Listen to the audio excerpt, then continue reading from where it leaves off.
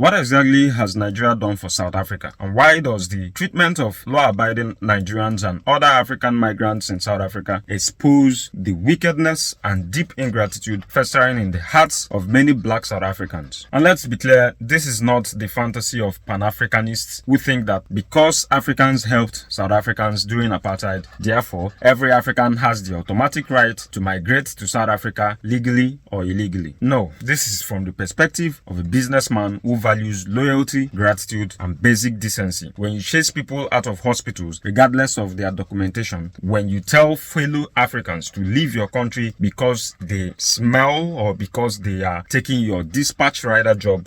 Tomorrow you must go. I tell you, we are finished. We are tired. We are tired of you guys.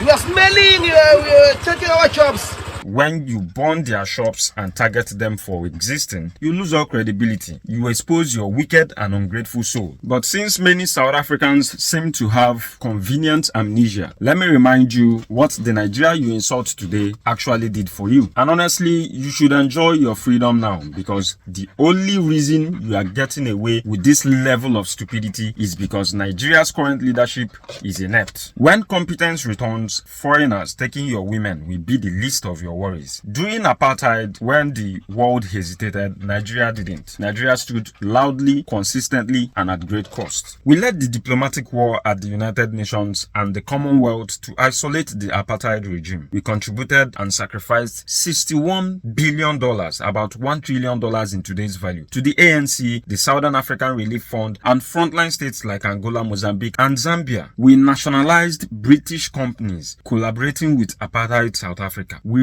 refused to sell oil to the apartheid regime. We trained ANC fighters. We used our political capital and financial muscle to fight for South Africa's liberation when many countries chose silence and neutrality. And what do we see today? Black South Africans targeting and looting fellow black Africans, Nigerians, Zimbabweans, Ghanaians, while shouting nonsense about foreigners smelling, stealing jobs, and taking their women. This is not xenophobia. This is wickedness. This is betrayal. This is ingratitude of the highest order. The same people who benefited from Nigeria's sacrifice are now oppressing innocent Africans who came seeking opportunity, not conflict. Instead of confronting their real enemies, poverty, unemployment, crime, failed ANC leadership, and decades of catastrophic governance, they choose easier targets, hardworking African migrants trying to survive. This behavior reveals something painful but undeniable: a disturbing willingness among some black people to inflict cruelty on their own brothers even after receiving help from them. South Africa, your treatment of Nigerians and other African migrants is not just shameful, it is a stain on your national conscience